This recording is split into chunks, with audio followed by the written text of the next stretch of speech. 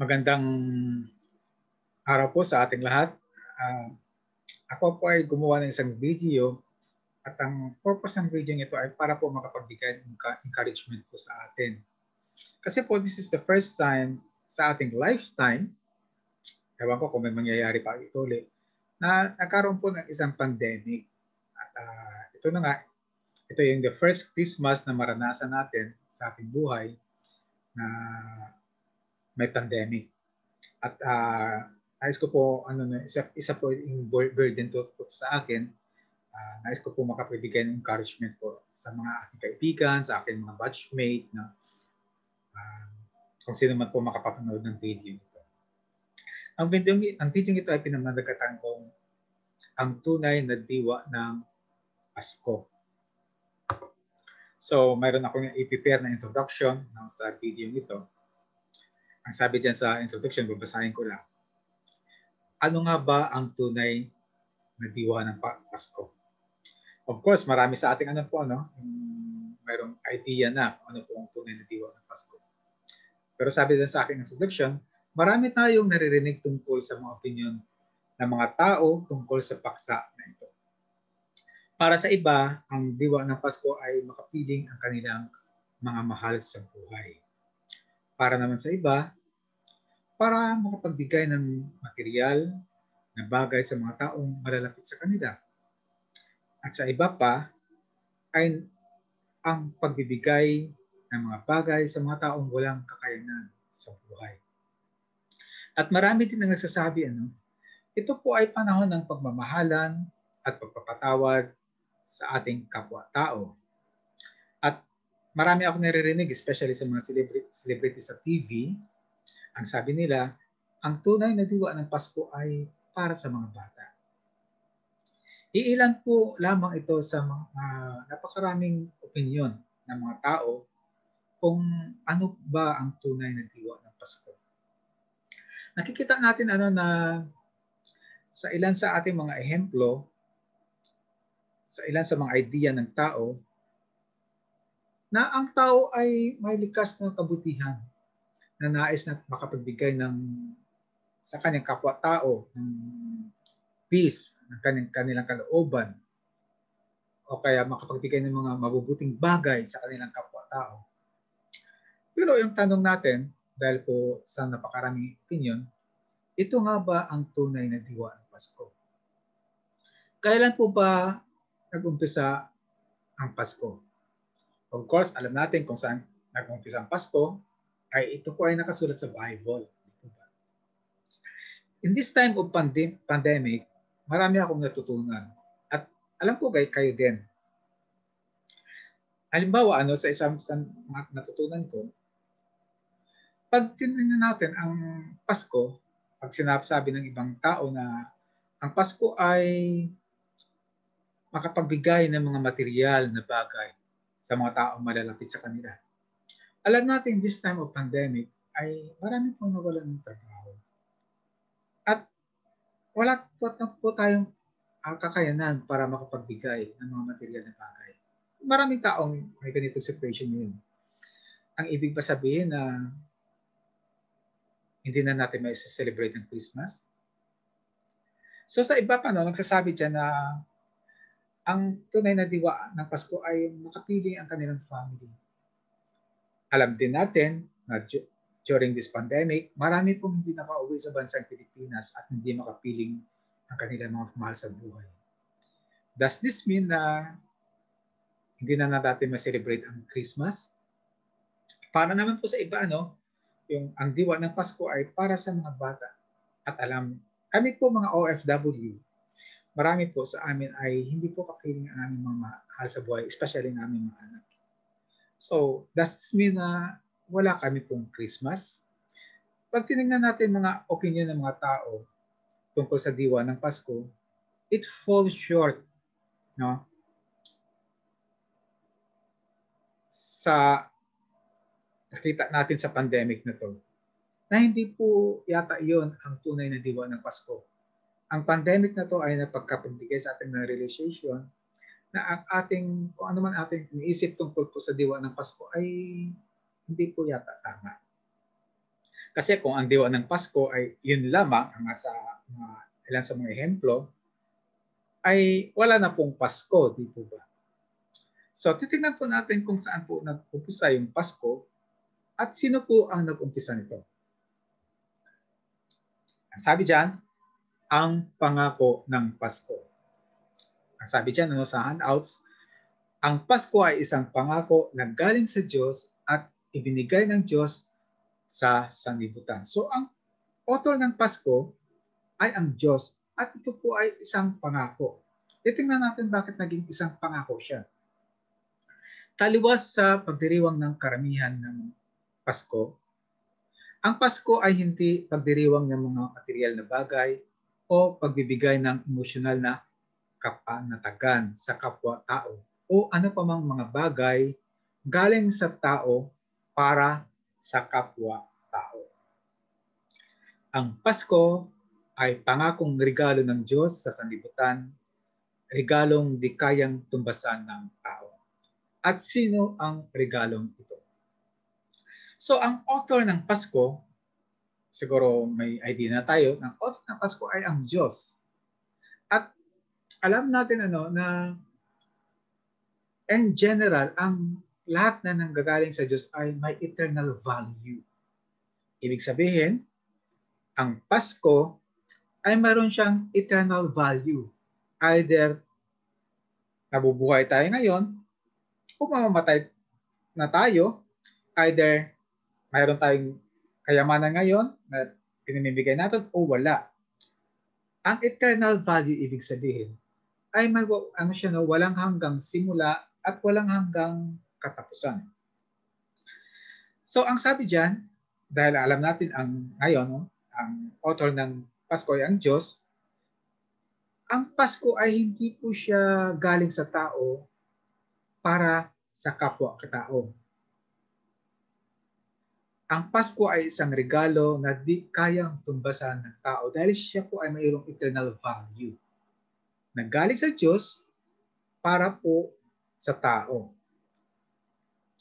Yan po ang sinasabi ng Isaiah 9, 6 hanggang 7. Ito po yung ito po yung prophecy tungkol po sa birth ng ating Panginoong Hesus. 700 years bago siya pinanganak. Ito po yung sinasabi. Sapagkat isinilang ang isang sanggol na lalaki para sa atin. So yung sanggol na to, alam natin, ang ating Panginoong Hesus, para po sa atin. Sino po ang atin na yon? Para po sa buong sanlibutan. Isininga lang ang isang sanggol para po sa mga taong naniniwala kay Kristo na bilang Diyos at sa mga taong hindi po naniniwala sa Kanya. Mayroong pangako ang Diyos na Pasko para sa lahat. Ibinigay sa Kanya ang pamamahala at siya ay tatawaging kahanghang tagapagpayo, makapangyarihang Diyos, walang hanggang Ama, prinsipe ng kapayapaan, magiging malawak ang kanyang kapangyarihan at walang hanggang katapusan, kapayapaan ang ipagkakaloob sa trono ni David at sa kanyang kaharian. Itatag niya ito at pamamahala na may katarungan at katuwiran mulang ngayon at magpakailanman. Isasagawa ito ni Yahweh na makapangyarihan sa lahat. So ang Pasko ay isa siyang pangako ng ating Diyos Ama para po sa sanlibutan. Ito po yung ating Panginoong Hesus. So ang Pasko ay hindi siya po isang event na nangyayari.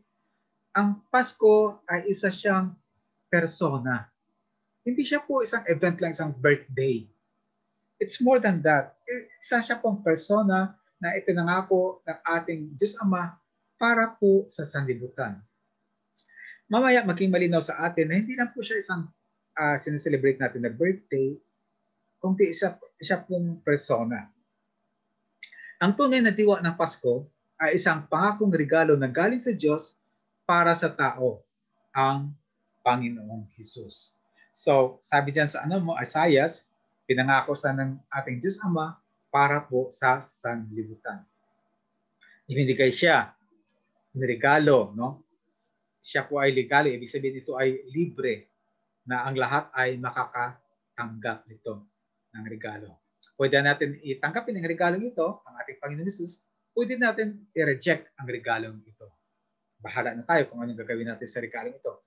Basta, ito po ay pinangako ng ating Diyos Ama 700 years ago. Kung bago pa pinanganak ang ating Panginoon Jesus. 700 years kasi yung between Isaiah at saka yung ating Panginoon Jesus, yun yung timeline nila, yung gap nila in between. So, dahil may pangako, no, yung ating Panginoon Ama, ito po ay itinupad niya. Ito po yung titingnan natin ngayon, ang katuparan ng pangako at ang regalo ng Diyos sa atin. Ang unang-una po, no, ang katuparan ng ating kanyang pangako, this is two parts. Ang kanyang pangako, ang una po, no, ang pagsilang ng ating Panginoon Jesus. Ang second part, mamaya titingnan natin kung ano po yun. So, ang pagsilang ng ating Panginoon Jesus, ito po ay makikita natin lagi. No? Makikita natin po sa mga malls, yung nakikita ang representation ng Belen. No? Kahit saan makikita natin ito tuwing Pasko. Ang sabi diyan, sa Lucas 2, 10 hanggang 11, ngunit sinabi sa kanila ng anghel, sinabi po ito sa mga shepherds ng isang anghel, ang anghel nito si Angel Gabriel, huwag kayong matakot. Ako'y may dalang magandang balita para sa inyo na magdudulot ng malaking kagalakan sa lahat ng tao. Isinilang sa inyo ngayon sa bayan ni David ang tagapagligtas, ang Kristong Panginoon. So ito po yung yung tagpo na makikita natin sa Belen. Ang sabi ni Angel Gabriel, may dala siyang magandang balita. So ang birth ng ating Panginoon Jesus ay isa siyang magandang balita. Na ang sabi diyan, na magdudulot ng malaking kagalakan sa lahat ng tao. Sa lahat ng tao yon, sabi. Isinilang daw ang ating Panginoong Hesus sa bayan ni David na ating tagapagligtas. So ang birth ng ating Panginoong Hesus, yung kanyang yung birthday na sineselebrate natin na December 25, actually hindi, wala namang nakakaalam kung ano ang date ng kanyang birthday, ang maraming scholars, Bible scholars na nagsasabi, baka po ito po ay summertime, March or April. Kasi po, yung mga shepherds na sa labas, kasi po, ang mga shepherds ay, pag nasa labas sila, ibig sabihin ay, mainit. Kasi pag winter time, wala po sila sa labas kasi po malamig po sa lugar po na yon. So sabi dito, mayroong purpose po ang bakit po pinanganak ating Panginoon Jesus. At ang purpose niya, ang sabi diyan, tagapagligtas. So, maiisip natin na ang pagse-celebrate ng birthday ng ating Panginoon Jesus ay dapat isi-celebrate din natin yung kanyang misyon na siya po ay tagapagligtas. At makikita natin mamaya yan sa second part ng katuparan ng pangako ng ating Diyos na regalo sa atin. So, ang sabi diyan, ang Pasko ay nag-uumpisa ng pagkakaroon ng kamalayan na tinupad ng Diyos ang kanyang pangako na iligtas ang sanlibutan mula sa kasalanan. Ang pagsilang ng Panginoong Hesus ay ang magandang balita para sa lahat ng nilalang. Kinikilala man nila ang Panginoong Hesus bilang Diyos na regalo sa kanila na galing sa Diyos, Ama o hindi. Sa taong kumikilala sa Panginoong Hesus na regalo nagmula sa Diyos, ito ay nagdudulot ng bunga ng malaking kagalakan sa kanyang buhay. Sa kadahilanan na napagtanto niya na ang regalong pinakaloob sa kanya ay para mabayaran ang kanyang kasalanan. So ang Pasko ay nag-uumpisa siya hindi po sa celebration ng mga material na bagay. Hindi po siya nag-uumpisa po na makapiling natin ang ating mga family. Hindi po siya nag-uumpisa po na nakapagbigay tayo ng mga something good sa ating kapwa-tao. Ito po ay nag-uumpisa na nagkaroon tayo ng kamalayan at pinapaniwalaan natin na tinupad ng Diyos ang kanyang pangako na ililigtas po tayo. Bakit niya tinupad ang kanyang pangako? Dahil po pinanganak ang ating Panginoong Hesus. Sabi sa ating text diyan na pinanganak siya sa bayan ni David, ang tagapagligtas natin, ang Kristong Panginoon. So nung nagkaroon tayo ng kamalayan at pinaniwalaan natin ang ano na to, yung mabuting balita ng kaligtasan, ang kapanganakan ng ating Panginoong Hesus, although hindi pa natin fully perceive kung ano ang kanyang mission, kung tayo po ay nasa kung tayo po ay mga shepherd at that time. Ang mga shepherd kasi po alam na nila na pinanganak po ang tagapagligtas, pero hindi nila alam kung paano mangyari ang pagliligtas ng ating Panginoong Hesus. Hindi nila alam na ipapako ang Panginoong Hesus. Pero of course, ang karamihan sa kanila, naniniwala mayroon silang Mesiyas, yung mga Israelitas. So tayo din naman, sa panahon natin ngayon, nagkakaroon po tayo ng ng kamalayan na ang birthday ng ating Panginoong Hesus ay katuparan ng kanyang pangako sa atin ng kanyang pagliligtas. Para po mabayaran ang ating kasalanan. Kasi po kung hindi po pinanganak ang ating Panginoong Hesus, hindi po mabayaran ang ating kasalanan. So, partly pala, ang celebration natin ay yung birthday ng ating Panginoong Hesus mismo. At the other part ay yung kanyang mission, yung tagapagligtas. Sa pagpapatuloy ko ng ating pag-aaral, dito nagkakaroon ng kaunawaan ang isang tao kung gaano siya kamahal ng Diyos kahit noong siya ay makasalanan pa. Sabi nga ng Roma 5:8, ngunit pinatunayan ng Diyos ang kanyang pag-ibig sa atin nang mamatay si Kristo para sa atin nung tayo'y makasalanan pa. So tayo po tayong lahat ng taong nagkasala tayo sa ating Diyos Ama. Walang sinumang tao na hindi nagkasala. Alam niyo po, pag napagtanto natin na tayo po ay kaaway ng ating Diyos Ama. Alam niyo po ba yon? Kaaway po tayo ng Diyos Ama dahil po marami pong beses sa ating buhay, tayo po ay talagang hindi natin siya sinusunod. Talagang may will tayo na siya po ay i-resist. No? Kung makikita natin, tayo po ay gumagawa ng green jokes, alam natin na hindi tama. Tayo po ay nagnanakaw ng oras sa ating mga kumpanya. Tayo po ay nagsisinungaling. Tayo po ay nagsusungit sa ating kapwa-tao. Mayroon tayong mga kapwa-tao na ayaw natin makita. At lahat ng mga yon ay alam natin na kasalanan sa Diyos. Kaya nga po namatay ang ating Panginoong Hesus dahil po sa ating mga kasalanan. Alam natin yun. Nakakakita na ba kayo ng taong namatay para sa kanyang kaaway?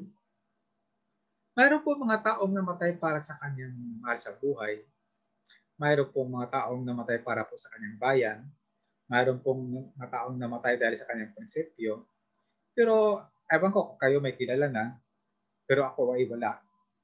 Yung isang tao ay namatay para sa taong kinainisan niya. Para sa taong lagi siyang kinukontra. Para po sa taong pag nakita niya ang mukha ay kumukulo ang kanyang dugo. Mayroon na ba? Kayo nakitang ganun? Pero sinasabi ng Romans 5:8, pinatunayan ng Diyos ang kanyang pag-ibig sa atin. Namatay ang ating Panginoong Hesus nung tayo ay hindi pa niya mapagkatiwalaan.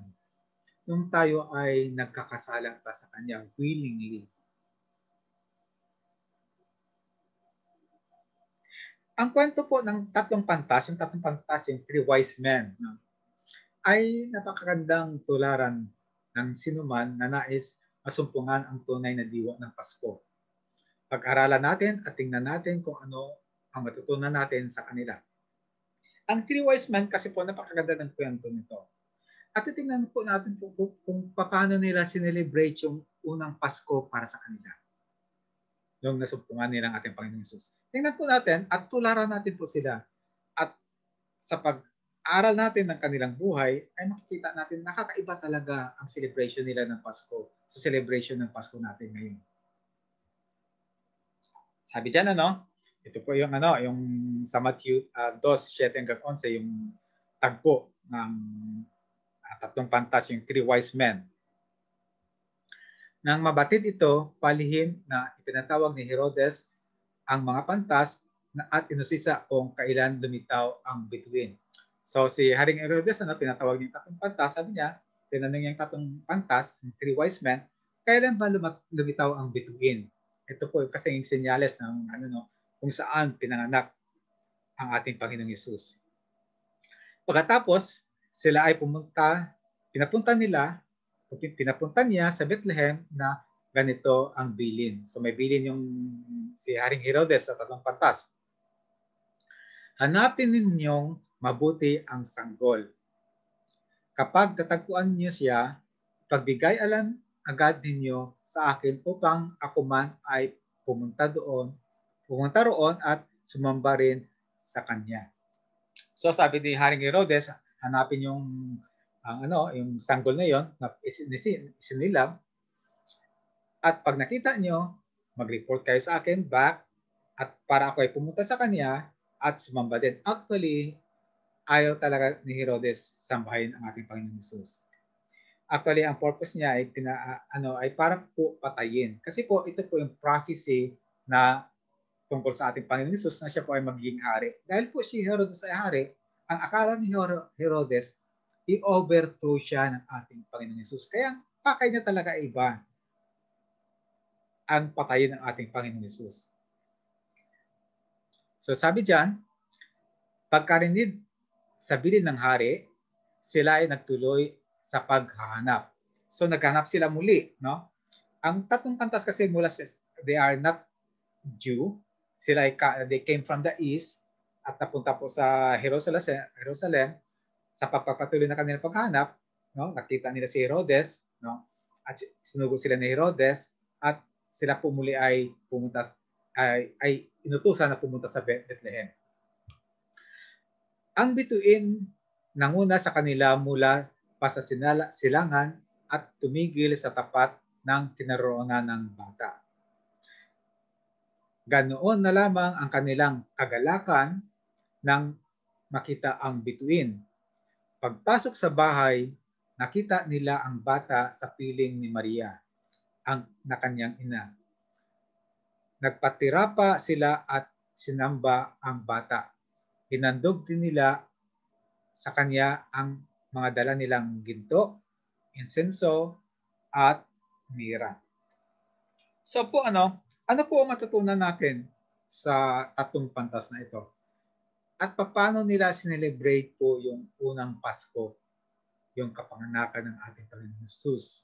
Unang-una, sinelebrate nila ito sa paghahanap po sa Panginoong Hesus. No? Nakakita sila ng star. They came from the east. Nakakita sila ng star. Nagpunta sila sa Jerusalem. Nakausap nila si Herodes. Sa pagpapatuloy po, no, inuutusan sila na pumunta ng Bethlehem para po sa pagpatuloy ng kanilang ng paghahanap sa hari. So nais nila masumpungan po yung Pasko, yung ating Panginoong Hesus. Kaya po hinahanap nila. So sa ating panahon ngayon, paano natin hanapin ang ating Panginoong Hesus? Mahanap natin ang ating Panginoong Hesus sa pamamagitan po ng kanyang love letter po sa atin. Meron siyang love letter sa atin. Ang Bible. Ang Bible po ay nakasulat na dyan po kung paano siya hanapin. All we have to do is read it. Basahin lang natin. Makinig po sa mga basahin natin ng Bible, makinig po sa mga mensahe na sa YouTube, sa Facebook, sa radio, sa TV. No? Napakaraming medium na ngayon sa kung paano po hanapin po ang Panginoong Hesus. Unang-una po yon sa pag-celebrate ng Christmas, hanapin po natin ang Panginoong Hesus. No? Kasi siya po ang regalo sa atin ng ating Diyos Ama. Ang regalo ng ating Diyos Ama ay matagpuan natin sa pamagitan po ng paghahanap ng regalong iyon. Tayo po ay napakapalad dahil po ang regalong iyon ay nakalahad na sa Bible. Basahin po natin ang Bible natin. May mga kung may mga Bible tayo sa bahay, magbasa tayo ng Bible. Kung tayo po ay mga cellphone, magpa-download po tayo ng mga Bible apps. Napakarami po sa cellphone. Nasa sa Play Store, magiging sa Apple Store. No? Ano pang matutunan natin sa tatlong pantas na to? Nahanap nila ang ating Panginoong Hesus. Nagkaroon sila ng malaking kagalakan habang hinahanap ang Panginoong Hesus. And sinasabi dyan, ng ganoon na lamang ang kanilang kagalakan nang makita nila ang bituin. So sa paghanap nila sa ating Panginoong Hesus, mayroon silang sign nakita. Ang bituin, physical sign. Sa ating panahon ngayon, maybe ang makikita na din, magkaroon na tayo ng physical sign o kaya hindi rin physical sign. Pero dahil po sigurado 'yon, katulad ng tatlong pantas, mayroon silang sign. Sa paghahanap natin sa ating Panginoong Hesus, bibigyan din tayo ng sign ng ating Panginoong Hesus na tama po ang ating ginagawang paghahanap sa Kanya. Maring ito ay physical, maring ito ay hindi. Maring ito po ay isang blessing sa ating darating habang hinahanap natin ating Panginoong Hesus, pagbabasa nating Bible. Sa pagbabasa kasi natin ng mga Bible, ay pagtanto natin ay maraming promises pala doon na nakasulat na hindi natin alam. Iyon po mga sinyalis natin. Ang mga sinyalis na ito ay nagkakatotoo, mga promises na yon. Maaari ding isa po siyang pagsubok, no? Habang naghanap ka sa salita naghanap ka sa sa Diyos na may kagalakan, ay binigyan ka ng pagsubok. Ngunit sa gitna ng pagsubok ay mayroon kang malaking peace of mind. So, bihira yung ganon, yung malaking pagsubok tapos nagkaroon ng peace of mind. Maaaring yun po yung sign. At ang pinaka talaga doon na tama ang yung paghahanap po sa ating Panginoon Hesus ay kahit po ano po mangyari sa atin, mayroon tayong kagalakan habang hinahanap ang ating Panginoon Hesus. Mayroon kang joy, that transcends all understanding. So ano pa po ang matutunan natin sa tatlong pantas na to? Hindi lang po siya sineselebrate nila ang Christmas na paghahanap sa ating Panginoon Hesus. Sineselebrate nila ang Christmas habang po silang hanap sa ating Panginoon Hesus ay mayroon silang kagalakan. At isa pa, pumasok sila sa bahay para masumpungan ang Panginoong Hesus. So sa pagbabasa natin ng Bible, nagkakaroon tayo ng kagalakan at nalalaman natin na sa pagbabasa natin ng Bible ay katulad ng tatlong pantas, nais nilang makipagrelasyon sa ating Panginoong Hesus. Hindi lang po sila nanatili sa labas ng bahay, kundi pumasok sila para makita, ma-touch, ma-feel, siguro ma-kiss, hindi natin alam ang nangyayari doon, ang ating Panginoong Hesus. Pero nais nila magkaroon ng personal na relasyon sa ating Panginoong Hesus. Sa paghahanap po natin sa ating Panginoong Hesus, ay makikita natin ay nagkakaroon tayo ng personal na relasyon sa Kanya. Tayo po ay pumapasok sa Kanyang buhay. Nasusumpungan natin ang Kanyang kalooban. Nagkaroon tayo ng ideas. Mayroon tayong napagtanto natin na ito pala ang tunay na pagkapagrelasyon sa ating Panginoong Hesus. Ay magkakaroon ka ng mga ganitong ideas, ganitong feelings, ganitong hope. Marami yon, hindi ko napabanggitin. Kayo po ang nais kong masumpungan nyo kung ano yung mga yon. Ano pa po ang nangyari, no? Pag-celebrate ng tatlong pantas na to. Sila po ay nagpatira pa. Sila po ay sinamba nila ang Panginoong Hesus. So, ang Pasko, hindi lang po siya hinahanap natin ating Panginoong Hesus na may kagalakan at napakipagrelasyon sa Kanya. Siya po ay sinasamba natin. So, tingnan natin, nakakaiba yata sa celebration ng unang Pasko. No? Ito po yung original na na Pasko, kumbaga. Sabi nga namin ng marami, wala pong makapaghalintulad, no, sa isang urig. Ang iba po, pag hindi urig, peke yon. So makikita na natin ng yung anong celebration natin ng Pasko ngayon ay parang kulang yata ang ating celebration ng Pasko. Parang malaki yung missing. Ano pa po ang ginawa ng tatlong pantas? Kinilala nila ang Panginoong Hesus bilang Hari, Tagapagligtas at Mesiyas ng kanilang buhay at nagbigay sila ng kanilang kaloob. Ang kanilang gift, yung ginto, nagre-represent ito ng kingship ng ating Panginoon. Yung incenso, nagre-represent ng tagapagligtas o kaya priesthood ng ating Panginoong Hesus. Yung mira, ito ay nagre-represent na siya ating Mesiyas. So, makikita natin dito, ang tatlong yung pantas ay kinilala nila ang ating Panginoong Hesus. Hindi lang nila ito sinamba, kinilala nila ito bilang hari, tagapagligtas, high priest at Mesiyas ng kanilang buhay. At ano pong nangyari? Napakaganda po.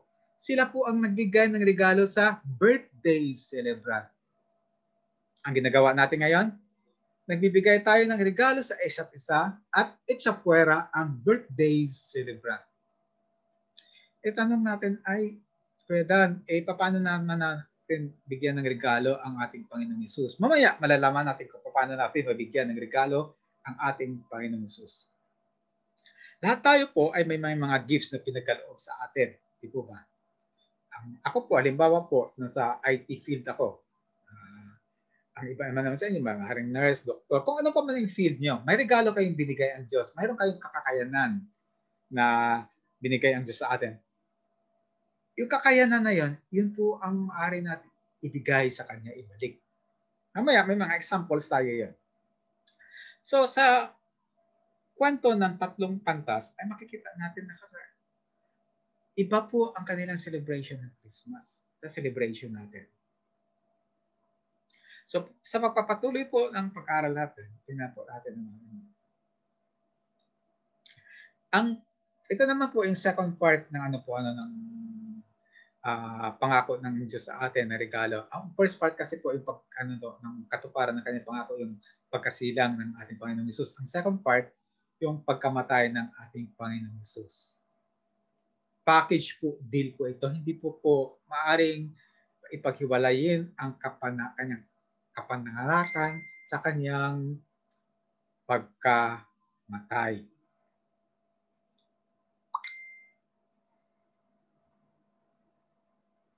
So ang sabi diyan, ang pagkamatay ng Panginoong Hesus sa krus ng Kalbaryo ay ang katuparan ng kanyang pangako na sa kabayaran ng kasalanan ng buong sanlibutan. So ang kanyang birthday ay umpisa pa lang yon. Pero ang kanyang katuparan ng kanyang pangako ay ang pagkamatay ng ating Panginoong Hesus. Sabi diyan sa ang katapatan ng Panginoong Hesus sa kanyang misyon, anong kanyang misyon? Na siya ang ating tagapagligtas. Ang ating naging sandigan para isakatuparan ang plano ng Diyos sa pagliligtas sa atin mula sa kasalanan. Sabi nga sa Lucas 22:42 hanggang 44, ang ating Panginoong Hesus ang nagsasabi, nung doon siya ay nakabayubay sa krus ng Kalbaryo. Ito yung masasabi natin na last moment ng ating Panginoong Hesus. Ako ay nalulungkot at natutuwa habang lagi ko pong meditate ito. Lagi akong nagpapasalamat sa ating Panginoong Hesus. at lagi ko po siyang in-internalize para po hindi, kasi tayong mga tao, makakalimutin po tayo kasi. No? Kaya bilang tao, ako lagi ko pong ni-meditate ito. Ang kanyang yung last moment ng ating Panginoon Jesus. Sabi niya, Ama, kung luluobin mo, nag-pray siya, sa ating Diyos Ama. Sorry po, hindi po itong last moment ng ating Panginoon. Ito po yung, yung prayer niya pala sa nung sa nasa Gethsemane. Ito, mamaya, matutunghayan natin yung last moment ng ating Panginoong Jesus. Sorry po, nagkamali lang. Tao lang po. So sabi diyan, ang prayer ng ating Panginoong Jesus, sa ating Diyos Ama, sabi niya, Ama, kung luluobin mo, ilayo mo sa akin ang kupang ito. Sabi niya, ang gusto ng ating Panginoong Jesus ay ayaw niya mapako. Sabi niya, kung luluobin mo, ilayo mo sa akin to, ayaw kong mapako, ayaw kong mapamatay sa krus ng Kalbaryo. Sabi niya, ngunit wag ang kalooban ko ang masusunod, kundi ang kalooban mo. So, sabi ng ating Panginoong Jesus, hindi po ang aking kalooban ang masusunod. Dapat yung mission ko na binigay mo sa akin. So, sa mga taong nag-aari na sila po ay Kristiyano, wala pong Kristiyano na walang misyon sa buhay na binigay ang ating Diyos Ama. Lahat po tayo ay mayroon. Alamin natin yon at maging faithful tayo sa ating mission. Tulad po ng faithfulness ng ating Panginoon Jesus. Sabi diyan sa 43, nagpakita sa kanya ang isang anghel mula sa langit at pinalakas ang loob niya. Dala ng matinding hinagpis, siya'y nanalangin ng lalong taimtim at pumatak sa lupa ang kanyang pawis na parang malaking patak ng dugo. So sabi niya, not my will, but your will be done. Tapat siya sa kanyang misyon. Dahil po sa matindi niyang pag hinagpis, nagpadala ang ating Diyos Ama ng anghel para palakasin ang kanyang loob. At ganun din naman tayo. Kung tayo ay of course tayo ay may misyon, magpapadalan din po ang Diyos Ama. Hindi lang po, anghel ang ipapadala niya. Actually, sa mga naniwala sa ating Panginoon Jesus, ang gift po sa atin ng ating Diyos Ama ay yung banal na espiritu. Hindi po anghel, kundi yung ikatatlong persona ng Diyos, yung Holy Spirit. Hindi po natin matatalakay yon, pero yun po yung gift sa atin ng ating Diyos Ama. At sabi din, matinding hinagpis, matinding takot. No? Sabi nga ng mga Bible scholars, sa sobrang takot ng ating Panginoong Jesus, sa mangyayari sa Kanya, mas lalong naging taimtim ang Kanyang panalangin. Tayo man din mga Kristiyano na inaari natin, kung tayo ay mayroong misyon at tayo ay nahihirapan, mas dapat ang gagawin natin, tularan natin ang ating Panginoong Jesus, maging mas taimtim ang ating panalangin. At dahil po sa hindi ako medical practitioner po, pero sabi ng mga medical practitioner, pumatak po ang pawis ng ating Panginoong Jesus kasama po ang dugo. Kasi may pumutok something sa kanyang veins or something na kasama po, sumama po doon sa kanyang pawis. So, tayo po mga tao na nanalangin sa ating Diyos, at tayo po ay mga misyon, ang ating pagsisilbi sa ating Panginoon na po ay hindi pa po umabot na pumatak ang ating pawis kasama ang dugo. So, ibig sabihin, ang ating pagsisilbi sa Kanya ay medyo lang, hindi pa ganon talaga katindi. Mari yung iba sa atin ay mga missionaries na mga tatay na pugutan ng ulo, pero karamihan sa atin ay hindi pa umabot sa ganito ang pagsisilbi natin, katulad ng naranasan ng ating Panginoon Jesus. So, tingnan natin po sa pagpatuloy natin yung pagkamatay ng ating Panginoon Jesus, hindi lang sa panalangin natin makikita naging matapat o ang katapatan ng ating Panginoong Hesus, kundi maging sa kanyang kamatayan. Ito po ang sinabi niya bago siya namatay. Ito po yung sinasabi ko kanina, natagpo sa krus ng Kalbaryo. Nanalangin siya, matapat siya sa kanyang panalangin. Makikita natin yun dahil po ay sa kanyang panalangin ay tumulo ang kanyang pawis na kasama po yung dugo. At ito na po ang kaganapan ng kanyang misyon. Ito po ang sinasabi ng ating Panginoong Hesus. Alam ni Hesus na naganap na ang lahat ng bagay. Ibig sabihin, alam niya na na-accomplish niya na ang kanyang misyon. Yung siya po ay magiging tagapagligtas ng sanlibutan. Kaya't upang matupad ang kasulatan, ay sinabi niya na uuhaw ako. May isang mangkok doon na puno ng maasim na alak. Inulubog nila rito ang isang espongha. Ikanabit iyon sa isang tangkay ng hisopo at inalapit sa kanyang bibig. Pagkatanggap ni Jesus ng alak, sinabi niya, naganap na. Inuyo ko ang kanyang ulo at nalagot ang kanyang hininga. So makikita natin, sabi ng ating Panginoong Hesus, naganap na. Ang ibig sabihin, nagiging faithful siya sa kanyang misyon at ito po ay na-accomplish niya. Naganap na. Kung gayon, ang sabi dyan, ang Pasko ay hindi lamang pagdiriwang ng kapananakan ng Panginoong Hesus, kundi upang tuparin din niya ang kanyang layunan kung bakit siya naparito sa lupa, upang iligtas ang tao mula sa kasalanan. Hindi natin maaring ipagdiwang ang kapanganakan ng Panginoong Hesus bilang Pasko kung ito ay walang layunin. Oo nga naman. Paano natin i-celebrate ang Christmas ng birthday ng ating Panginoon Hesus kung wala siyang purpose?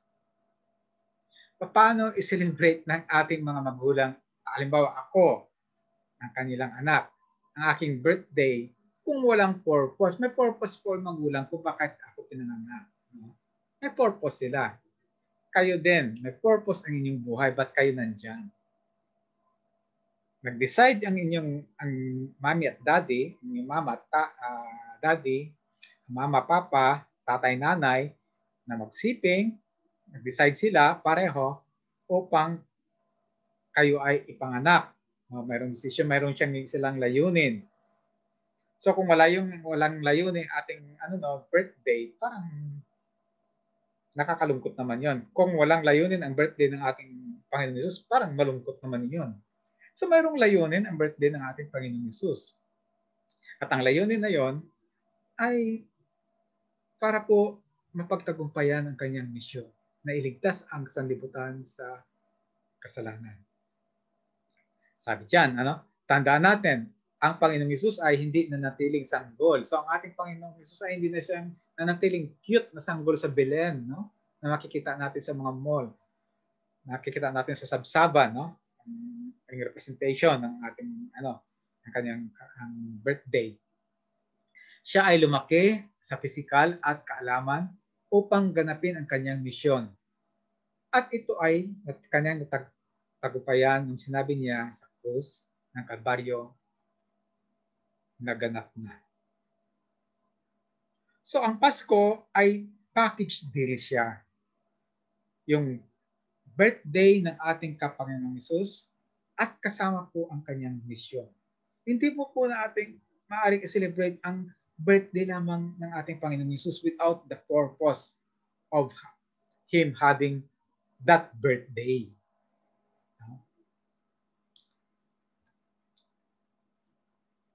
So, ang tanong sa atin paano tayo makasama doon sa pagdiriwang ng Pasko? Akala natin, nakakasama tayo sa pagdiriwang ng Pasko pag tayo ay kasama natin kumakain ng mga mahal natin sa buhay, mga kaibigan natin, nagdiriwang tayo ng Pasko. Iyon po ang akala natin. Pero hindi po . Mas malalim pa doon ang diwa ng Pasko. Akala natin, pagkasama natin ang mahal natin sa buhay, kahit wala tayong kinakain, Pasko na yon.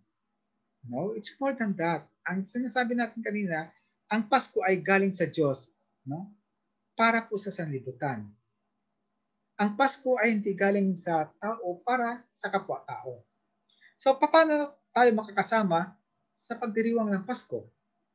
Una, sabi diyan, tanggapin ang regalo na pinagkaloob ng Diyos, ang Panginoong Hesus. Una po, tanggapin natin yung birthday celebrant. Tanggapin natin yung Pasko. Hindi po yung event ng kapanganakan. Tanggapin natin yung persona, the person of our Lord Jesus Christ. Alam niyo po, kung sineselebrate po natin yung birthday natin, tapos naalala lang po ng nakikiselebrate sa atin yung event na yon, ay napakalungkot naman. Naalala yung event pero hindi na naalala yung birthday celebrant. Di po ba?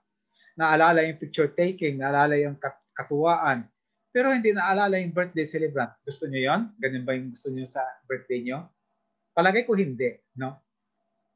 So tanggapin natin po yung yung birthday celebrant ng ating Panginoong Hesus. Sabi sa 3:16 or John 3:16, napaka-familiar na verse po, sapagkat gayon na lamang ang pag-ibig ng Diyos sa sangkatauhan. Kaya't ibinigay niya ang kanyang kaisa-isang anak upang sinumang sumasampalataya sa kanya ay hindi mapahamak kundi magkaroon ng buhay na walang hanggan. So po ang sabi diyan, ang ating Panginoong Diyos Ama, binigyan niya ang sanlibutan ng kaisa-isa niyang anak. It's a gift.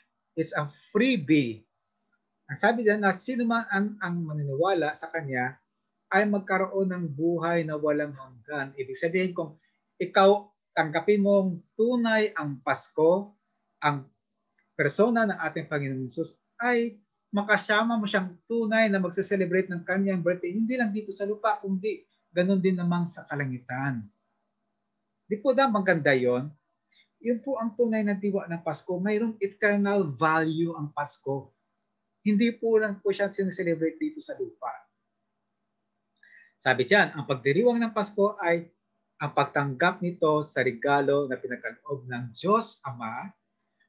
Ang tao na walang Kristo sa kanyang buhay, kung ayaw mo ng regalo, it's your choice, hindi ka nang pinipilit ng Diyos Ama, ay maari lamang siyang makikidiwang ng Pasko.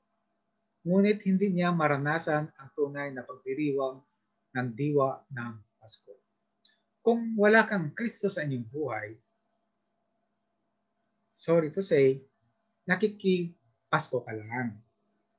Kasi ang tunay na diwa ng Pasko ay mayroong eternal value.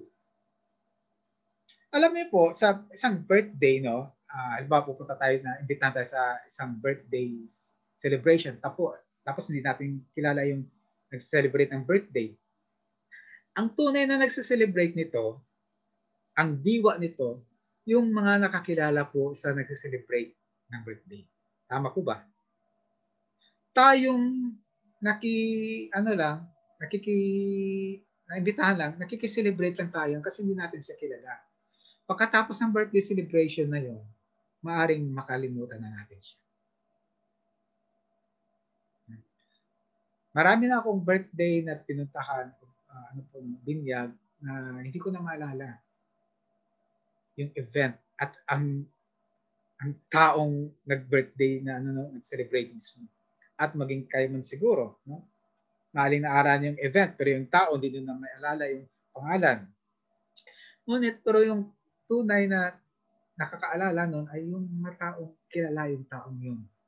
Kaya nga po, ang tunay na ang mga taong tunay nakakilala sa ating Panginoon Hesus ay yung mga tumanggap sa regalong na yun. Sa regalong Pasko ng Diyos Ama sa atin. At ang Pasko na yun ay mayroong eternal value dahil po isi-celebrate natin dito sa lupa at isi-celebrate din natin doon sa kalangitan. So, paano pa po tayo makasama sa pagdiriwang ng Pasko? Pangalawa po, para po mapatunayan natin na talagang natanggap natin yung regalong yon, yung ating Panginoong Hesus, tatanggap natin ang regalo, ay isabuhay natin ang regalo na tinanggap natin mula sa Diyos Ama. At paano natin maipakita yun na talagang tinanggap natin ang regalo? Sa pamamagitan po ng pakikipag-isa sa Kanya. Paano natin yon? Ipapakita na tayo ay nakipag-isa sa ating Panginoong Hesus. Sabi diyan sa sa ating text sa Romans 6 4 hanggang 8. Sabi diyan, sa makatuwid, tayo'y namatay na at nalibing na kasama niya sa pamamagitan ng bautismo upang kung paanong binuhay muli si Kristo sa pamamagitan ng dakilang kapangyarihan ng Ama, tayo rin ay magkaroon ng panibagong buhay. Sapagkat kung makasama tayo ni Kristo sa isang kamatayan katulad ng kanyang kamatayan, tiyak na tayo ay makakasama rin niya muling pagkabuhay na katulad ng kanyang muling pagkabuhay. Alam natin na ang nating pagkatao ay itinako na sa krus kasama niya upang mamatay ang ating makasalanang pagkatao at nang hindi na tayo maalipin pa sa kasalanan. Sapagkat ang namatay na ay pinalaya na mula sa kapangyarihan ng kasalanan, kung tayo'y namatay ng kasama ni Kristo, naniniwala tayong mabubuhay rin tayong kasama niya. Napakagandang ito pag pinagbulay-bulayan natin, no? Ang sinasabi ng Roma 6:4 hanggang 8. Ang sinasabi diyan, nakipag-isa tayo sa Kanya, sa ating Panginoong Hesus, sa Kanyang pagkamatay, naniwala tayo po ay kasama niyang pinako at namatay din. Kasama, ibig sabihin pinapako natin ang ating sarili, ang ating kasalanan, kasama ang ating Panginoong Hesus. Naniwala tayo sa kanyang pagkapako na ipako din ang ating kasalanan sa krus ng Kalbaryo. At ano pa? At sa pagkabuhay ng ating Panginoong Hesus, tayo ay umaasa din na magkaroon ng buhay na walang hanggan. Kung tayo ay namatay katulad ng kanyang pagkamatay, kung tayo ay nabuhay katulad ng kanyang pagkabuhay, no, tayo ay nakiisa sa Kanya. Ang sabi diyan, ang tunay na pagtanggap sa regalo ng Diyos, ang Panginoong Hesus ay nagbubunga ng mabubuting gawa. Walang taong tumanggap ng regalo mula sa Diyos na hindi nagbago ang kanyang buhay. So ano po ang pagtanggap ng Pasko ay nagbubunga ng mabubuting gawa. Mabubuting gawa na inutos ng Diyos sa atin at ito ay ginampanan natin. Sa mata ng Diyos, yun po ang mabubuting gawa. Ang kanyang mga inutos na ginawa po natin. Yun po. Mayroon kasi tayong mga mabubuting gawa na sa tingin natin ay mabubuti, pero sa tingin ng Diyos ay hindi. Pero sigurado tayo, pag inutos ng Diyos at isinagawa natin, yun po ang mga mabubuting gawa sa mata ng Diyos. So, ang sunod na tanong, paano natin ipakita na tayo ay may bagong buhay kay Kristo Jesus? Kasi po, ang pagtanggap ng Pasko ay dapat magkaroon ka ng bagong buhay. Kung hindi po ang nagbago ang iyong buhay at ganun pa rin ang iyong ugali, maaari pong malamang, hindi ako sure, pero malamang na hindi mo po tinanggap talaga ang regalo ng Diyos Ama, ang Panginoong Hesus, yung Pasko para sa atin. Paano natin makita yun na tayo ay may bagong buhay na kay Kristo Jesus?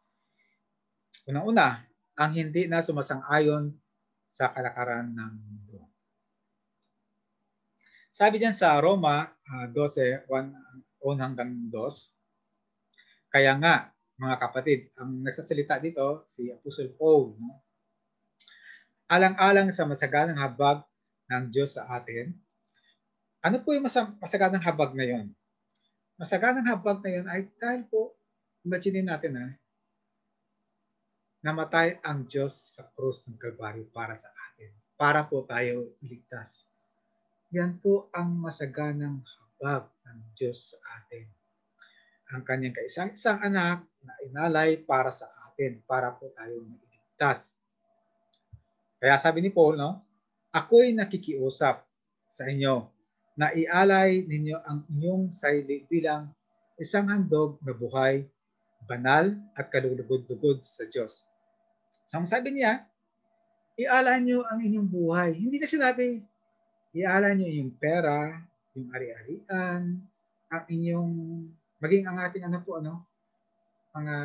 kung ano man lahat na meron tayo. Kundi sabi niya, ialay ninyo ang inyong buhay. Sabi niya, banal. Ang ibig sabihin ng banal, yung namumuhay tayo na mayroong kabanalan according sa mata ng Diyos. Kaludugod-dugod sa Diyos, sabi niya. So hindi ni Paul na ang ating ng mga material na handog. Of course, mayroong ang mga material natin na handog ay importante yun para sa church kasi kung wala yung mga material na handog natin, hindi po makamove on ng ating church. Sabi diyan, ito ang karapat-dapat na pagsamba. Huwag kayong makiayon sa takbo ng mundong ito. Ayan na, sabi ni Pablo, huwag kayong makiayon sa takbo ng mundong ito. Ito po ay napaka-importante, dapat natin mag-gets ito. Sa halip, hayaan ninyong baguhin ng Diyos ang inyong pag-iisip upang maunawaan ninyo ang kanyang kalooban. Sabi diyan, ayan, napakalinaw. Hayaan niyong baguhin ng Diyos ang ating pag-iisipan. No? Hayaan niyong baguhin ng Diyos ang ating how do we look at things. Paano natin mabago ang ating isipan? Sa pamamagitan po, muli ng pagbabasa ng kanyang love letter sa atin. Kasi po ang problema natin mga tao, ang akala natin sa Bible ay napaka-boring na babasahin na libro. Ay, pag nagbabasa ka ng Bible ay parang tabu, no? Parang nakakaiba. Pero hindi po. Subukan niyong basahin at matuklasan niyo hindi po boring siya, hindi po siya tabu. Ang sabi ni Pablo, ang pagbabago ng ating pag-iisip ay sa pamamagitan naman po ng Diyos. Sa pamamagitan naman po ng kanyang salita. At may purpose yon. At sabi doon, pag nabasa natin ang Bible, sabi doon, para maunawaan natin ang kanyang kalooban. So, ibig sabihin pala, pag hindi pala tayo nagbabasa ng salita ng Diyos, hindi tayo nakikinig sa salita ng Diyos, ang akala natin na unawaan natin patungkol sa Diyos ay akala lang pala natin yun. Ang totoong nakakaunawa sa salita ng Diyos ay binigyan ng kaliwanagan ng Diyos, hindi po ng tao. At may purpose din yun para ang kaliwanagan ng kaisipan natin. Sabi diyan, para magawa natin yung mga mabuti ng bagay, kalugod-dugod, ganap na kalooban ng Diyos. So, ang paggawa ng mabubuti according sa mata ng Diyos, yung mga mabubuti according sa mata ng Diyos, ay paggawa ng mabuti according sa Kanya. Hindi po according sa akin kung anong mabuti. Hindi po according sa nanay ko kung anong mabuti. Hindi po according sa tatay ko kung anong mabuti. Hindi po according sa sosyedad kung anong mabuti. Hindi po according sa batas kung anong mabuti. Kundi according sa Diyos. Kung yun ang ginawa ko, sa mata ng Diyos, ayun po ang mabuti. So ang sabi diyan, ang natural na bunga ng pagtanggap sa Panginoong Hesus ay nagbubunga ng kaisipan na makalangit at pagwawaksi sa kaisipang makamundo. So yun. Dahan-dahan ng Lord binabagong ating isipan na ito ay maging makalangit. Kung dati ay 100 ka nagbibigay ng green jobs, kaya po siguro na 50 na lang. After 3 buwan, naging 25 na lang. After 1 year, naging 1 na lang.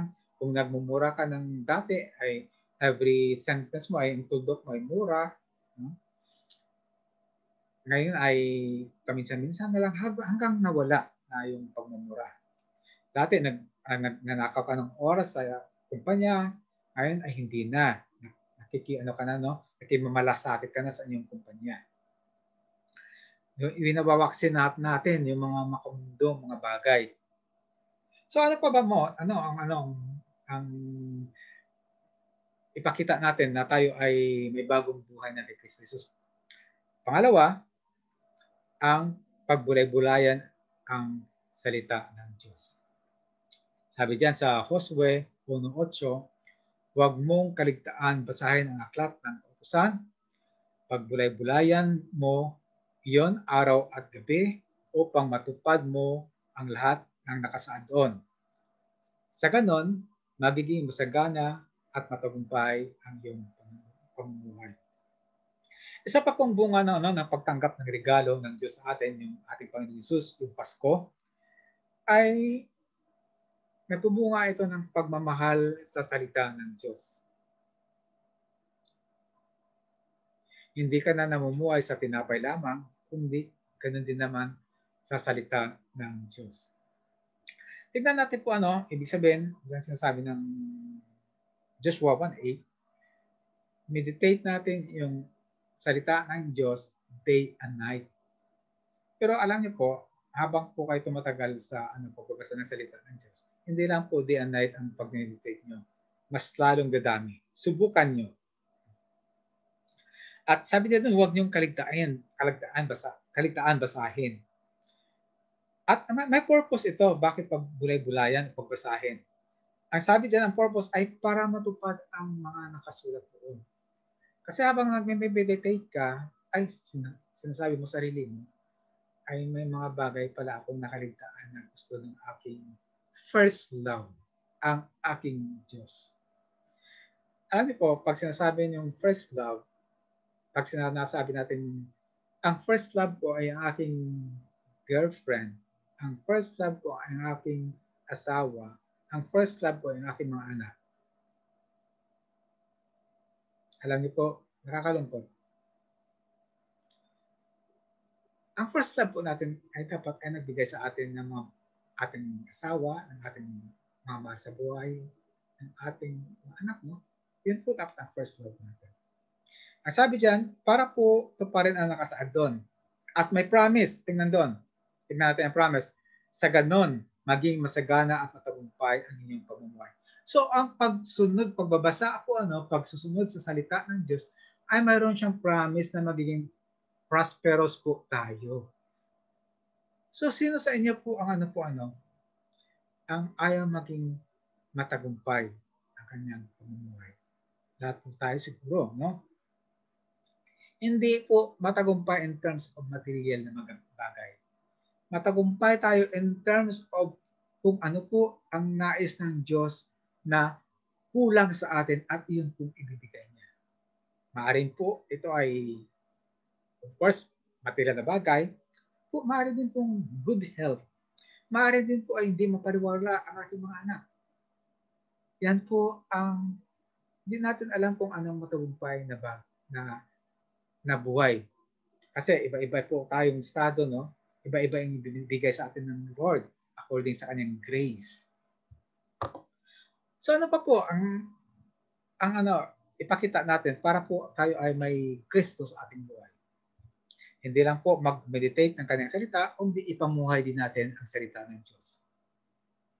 Sabi diyan sa Santiago 1:22-24, mamuhay kayo ayon sa salita ng Diyos. So sabi diyan, mamuhay kayo ayon sa salita ng Diyos. Hindi po ayon sa sinasabi po ng TV. hindi po ayon sa sinasabi ng celebrities, kung mayroon kayong doon celebrities. Hindi po ayon sa sinabi ng o turo ng nanay at tatay, ng lola at lolo. Ang sinasabi diyan, ayon sa salita ng Diyos. Kung ito'y pinapakinggan lamang ninyo, ngunit hindi isinasagawa, dinadaya ninyo ang inyong sarili. Sapagkat ang nakikinig sa salita, ngunit hindi sumusunod dito, ay katulad ng isang taong tumingin sa salamin at pagkatapos makita ang sarili, ay umalis at kinalimutan ang kanyang anyo. So, ang sinasabi diyan, dapat tayong mamuhay sa salita ng Diyos. Pagkatapos natin basahin, hindi lang natin papakinggan siya. Hindi lang tayo umattend ng church para makinig po sa sermon. Hindi lang tayo nakikinig sa YouTube upang makikinig sa sermon. Hindi lang tayo nakikinig sa isang Bible study upang makinig sa ating tagapagturo. Kundi ito ay ginagawa natin. Kasi sabi diyan, pag hindi natin isinasagawa ang salita ng Diyos, dinadaya natin ang ating sarili. Bakit? Parang sabi niya, parang nagsalamin ka lang, nakita mo may dumi yung mukha, may uling or something, may muta, tapos nakita mo may dumi, wala kang ginawa, umalis ka lang. No? Ang pagbabasa ng salita ng Diyos ay ipinapakita sa atin kung ano pong kamalian natin. Kung ano po ang pagkatao natin. At iyon ang pinapatama sa atin ng salita ng Diyos. Kaya po, pag hindi natin isinasagawa ito, parang dinadaya natin ang sarili natin. Kayo ba? Gusto ba niyong dayain kayo ng kapwa-tao nyo? Di ba ayaw nyo? Ba't nyo dinadaya yung sarili? No? Kung kayo ay nakikinig sa salita ng Diyos tapos hindi nyo sinusunod, dinadaya nyo ang inyong sarili. Siguro naman wala namang tao na ayaw dayain ang kanyang sarili. Kaya po, kung ayaw natin dayain ang ating sarili, hindi lang tayo makinig sa salita ng Diyos, kundi isasagawa natin ito. Sabi diyan, mahirap ipamuhay ang salita ng Diyos. O nga naman, maraming tao nagsasabi, ay, ayaw ko dyan sa inyo. Kayong mga Kristiyano, ayaw ko. Ang dami niyong bawal. Actually po, isa lang pong pinagbabawal ng Diyos. Yan ang lagi kong sagot. Bawal magkasala. Pero ano rin yan, yung joke ko lagi sa laging nagsasabi na, ay, ayaw ko sa inyo, ang dami yung bawal. Yan ang lagi kong joke sa kanila. So, mahirap nga ipamuhay ang salita ng Diyos kasi po, kung gusto mong ipamuhay ang salita ng Diyos, ibig sabihin, ikaw ay mag-aral pa ng salita ng Diyos, magbabasa ka, mag-meditate ka, pagkatapos nun ay isasagawa mo. Mahirap nga naman gawin yun. Pero, sabi ko kanina, kung ikaw ay tunay na nakatanggap ng regalo ng Diyos, habang ginagawa mo ito, ikaw ay may joy. Ikaw ay nagagalak. Alam mo po, mahirap po ang isagawa ang salita ng Diyos. Pero mahirap din naman, equally mahirap yung mamuhay hiwalay sa Diyos. Saan ka pa? Pareho lang namang mahirap ang mamuhay na sa salita ng Diyos o hiwalay sa Diyos. Doon ka na sa kasangga mo ang Diyos na makapangyarihan, no? Kaya binigay niya ang kanyang Espiritu Santo sa atin upang tayo ay gabayan sa ating piniling buhay. Actually, yung Pasko na tatanggapin natin, yung ating Panginoong Hesus, ay isang buhay na pinili natin. Hindi siya isang event lang. Hindi siya a one-time event. Hindi siya an event every day sa ating buhay. Na pinili natin na buhay na kasama ang Diyos. Sa makatwid, ang sinasabi natin, ikaw ay nagiging munting Kristo. Kapag ikaw ay nakikitang mga taong nakasalamuha mo. Ang buhay natin na pinili, no? Tapoy po ay nagiging munting Kristo. Yan pong ibig sabihin ng Christians, no? Isa sa maraming representation ng Kristiyano, nagiging munting Kristo tayo. Ibig sabihin, kung saan ka man mapunta, nagiging ikaw ay magiging magandang ehemplo ng ating Panginoong Hesus. Kung ikaw ay napunta sa isang inuman, ang manginginom doon ay sinasabi nito, parang may nakakaibang sa taong ito. Hindi siya umiinom. At mayroon siyang paninindigan. Hindi na kami sinasaway, pero mayroong something sa kanya na gusto kong tularan. Yun po, di ba? Napakaganda, no? Ano pa po? Ang dapat natin ipakita na tayo ay may bagong buhay na yan. Buhay na kay Kristo Jesus. Na talagang nasa atin na po yung Pasko.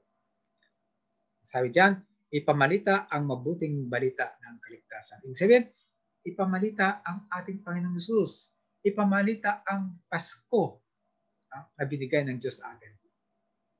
At sinabi diyan sa Marcos 16:15, at sinabi ni Jesus sa kanila, humayo kayo sa buong mundo at ipangaral ang magandang balita sa lahat ng tao. Ibig sabihin ng ating Panginoon Jesus, ipangaral siya.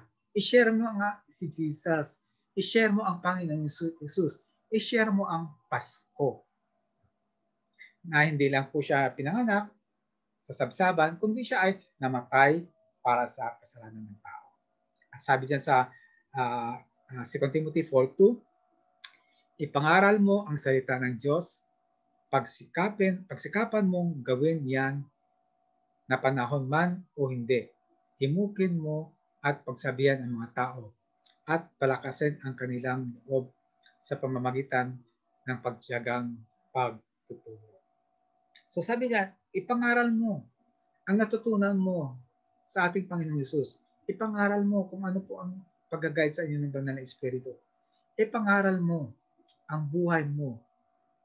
At higit sa lahat, ipangaral mo ang Pasko. At sabi diyan, himukin daw ang mga tao. Palakasin ang kanilang loob. So, ibig sabihin, habang nagsishare ka ng Pasko, habang sinashare mo ang ating Panginoong Hesus, ay pinapalakas mo ang kanilang loob. Binibigyan mo sila ng hope. Diba napakaganda doon na sa isang taong walang hope ay makapagbigay ka ng hope? Ang taong magsusuicide na lang ay pag kinausap mo ay nagbigay ng kaliwanagan sa kanyang madilim na kaisipan. Di ba napakaganda? Yan po ang bunga ng Pasko. Isa pa, sa Roma 1:16, hindi ko ikinahiya ang magandang balita sapagkat ito ang kapangyarihan ng Diyos para sa kaligtasan ng bawat sumasampalataya, unay sa mga Hudyo at gayon din sa mga Grego. So, ang Pasko, no? Ang ating Panginoong Hesus, ang Pasko na binigay sa atin, ang ating tinanggap na regalo, alam na natin na ito ay ang magandang balita. Sabi diyan, hindi natin ikinikahiya ang Pasko, ang persona ng ating Panginoong Hesus. Bakit natin hindi kinikahiya? Dahil ito po ang magandang balita ng kaligtasan. At ito po ay may kapangyarihan. Ang nakakarinig sa salita ng Diyos, dahil po ang makapangyarihan ng salita ng Diyos, ito po ay nagbabago ng buhay ng tao. Sa pamamagitan ng kanilang faith, pag ikaw ay nagsalita patungkol sa ating Panginoong Hesus, sila po ay naniwala, sila din po ay may magkaroon ng buhay na walang hanggan. Sila po ay magkakaroon ng Kristo sa kanilang buhay. Sila po ay magkakaroon ng tunay na diwa ng Pasko sa kanilang buhay. Sabi diyan, ang tunay na pagtanggap sa napakahalagang regalo na binigay ng Diyos Ama ay nagbubunga ng pagmamalaki at ipinamalita ang regalong ito. Kung hindi mo may pagmalaki o may pamalita ang Panginoong Hesus, o kaya hindi mo may pamalita ang mabuting balita ng kaligtasan, hindi mo may pamalita ang Pasko, marahil hindi mo natanggap ang regalo ng Diyos, ang Panginoong Hesus, ang Pasko ng Diyos para sa inyong buhay. So, yung last natin, ano po, no, na example, paano po na natin ipakita na tayo po ay namumuhay na kay Kristo Jesus. Napakarami po po mayroon, pero mayroon ako 5 kinuha. Actually, mahaba na ito. Sabi diyan, ang pag-alala sa ginawa ng Panginoong Jesus. So, alalahanin natin ang ginawa ng Panginoong Jesus sa krus ng Kalbaryo. Sabi diyan, no, sa ating teksto sa 1 Corinthians 11:23-26.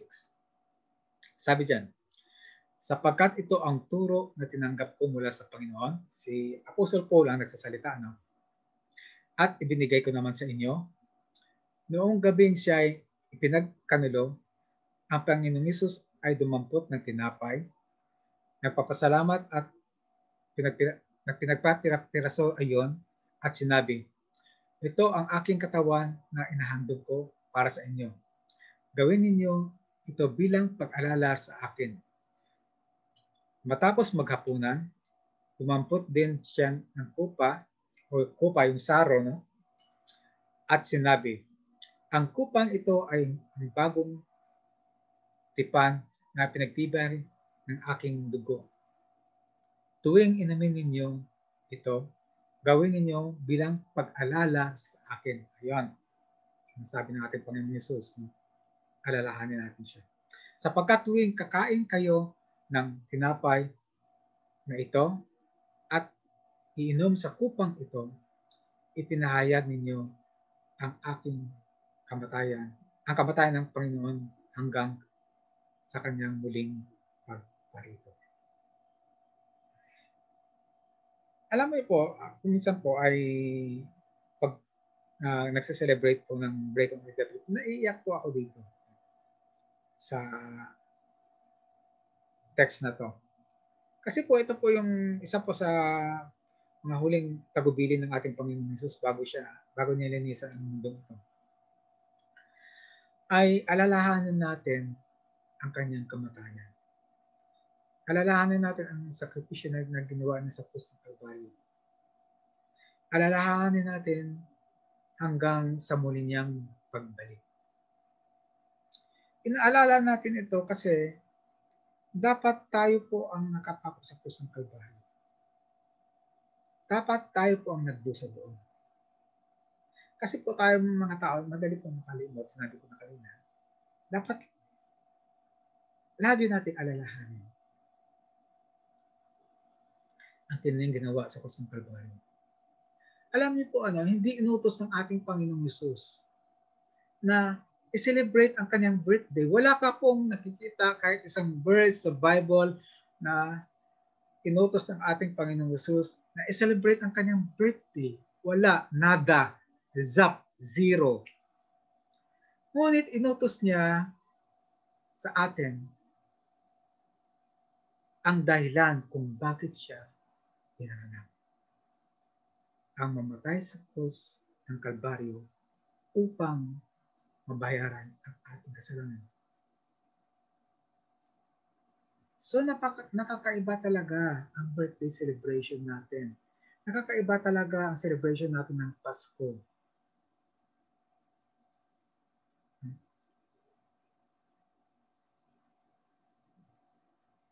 Sana po, pag tuwing magse-celebrate tayo ng Pasko, hindi lang po may celebrate natin ang kapanganakan ng ating Panginoon Hesus, hindi isi-celebrate natin ang layunin ng kanyang birthday. So, yan po, no, ang ating content kong na-share. Actually, naka 1 oras na pala ako. Higit. Ang pangako ng Pasko, ang Pasko ay isang pangako. Alam natin yan. Napag-aralan natin ang Pasko ay isang pangako ng Diyos sa atin. 700 years ago, yung time ni Isaiah hanggang sa time ng ating Panginoon Hesus. At ang katuparan ng pangako ng Pasko, ang regalo ng Diyos ay ang pagkasilang ng ating Diyos at ang kanyang pagkamatay. At ang sabi diyan, paano makasama sa pagdiruang ng Pasko? Ang sabi diyan, tanggapin natin ang regalo na pinagkaroon ng Diyos, ang ating Panginoon Hesus, ang kanyang Pasko sa atin. Isabuhay natin ang regalong iyon. At meron tayong mga examples na sinabi Napakarami po yon. Pero nagbigay ako ng mga examples. Sa ating pong conclusion ay ito.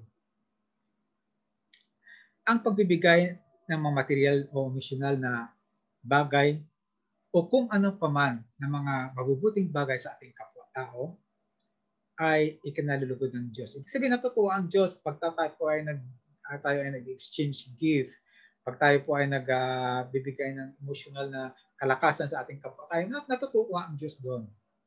Ngunit hindi ito ang tunay na diwa ng Pasko. Ang mga mabuting gawa na ito ay bunga lamang ng pagtanggap ng regalo ng Diyos sa sanlibutan. Tayo po ay nagbibigay ng regalo sa ating mga mahal sa buhay, sa ating mga family, sa mga taong kapos, palad. Tayo po ay nagbibigay ng lahat ng maisip natin na mabuti sa kapwa nating tao. Dahil po, in the first place, nakatanggap po tayo ng napakabuting regalo sa ating Diyos Ama, ang ating Panginoon Jesus. At nag-overflow ito ang ating joy, kaya po tayo nakapagbigay sa ating kapwa-tao. Actually, ang pinakamagandang regalo, ang napakamagandang pamasko, ay hindi po sa ating mga mahal sa buhay. Hindi po sa ating mga kaibigan. Hindi po sa ating mga malalapit sa atin. Pag tinularan natin ang ating Panginoong Hesus, ang kanyang binigay niya kanyang buhay sa taong sumusuway sa kanya. Sa taong hindi sumusunod sa kanya. Sa taong kaaway niya. Sino po ang dapat natin bigyan na upang maranasan natin ang i-express natin ang tunay na diwa ng Pasko? Yung pong taong masunod sa atin. Ang taong lagi tayong namumura. Ang taong mabigat ang loob sa atin. Ang taong walang pake sa ating buhay. Etsakwera tayo lagi. Tularan natin yon. Tingnan natin kung maranasan natin ang tunay na diwa ng Pasko. Sabi dyan, ang Pasko ay galing sa Diyos, galing sa tao, galing sa Diyos. At dapat lamang ipagdiriwang ng mga taong kumikilala sa Kanya bilang Diyos. Ang Pasko ay isang pagdiriwang ng mga taong tinanggap ang regalo na pinangako ng Diyos, ang Panginoong Hesus. Sila yaong mga taong nakikisa sa Panginoong Hesus, sa Kanyang pagkamatay, sa Kanyang pagkabuhay. Sila yaong mga taong mayroong natanggap na bagong buhay mula sa Panginoong Hesus. So ang Pasko po ay nagdudulot ito ng bagong buhay mula sa ating Panginoong Hesus. Kaya po ang Pasko ay hindi siya a one-time event. It's an everyday event sa buhay ng isang tumanggap sa ating Panginoong Hesus bilang regalo ng Diyos. Ang pagkamatay ng Panginoong Hesus, kasama natin siyang namatay. Sa kanyang pagkabuhay ay kasama natin siyang nabuhay. Sa paggawa natin ng mabubuti ayon sa kanyang mga utos, ang katunayan na tayo ay nakipag-isa sa kanya. So ang mabubuting magawa natin para sa ating kapwa-tao ay hindi po ayon sa ating kabutihan na naisip natin. Magbasa tayo ng Bible at sundin natin yon ang inuutos doon para sa kapwa-tao natin. Ang Pasko ay hindi pagdiriwang ng mga tao para sa kapwa-tao. Ayun, malinaw ang Pasko ay hindi pagdiriwang ng tao para sa kapwa-tao. Kundi ito'y pagdiriwang ng mga anak ng Diyos para sa kanilang Diyos na kinikilala. Ang Pasko ay patungkol sa persona ng Panginoong Hesus. Nawa po ay nakapag-share po ako ng konti sa inyo, mga kaibigan, At ito po ay naisip ko lang at nagiging burden po sa akin. God bless po sa lahat at nawa po ay nakapagbigay ako po encouragement po sa inyong lahat. Maraming salamat po. Amen at amen at amen.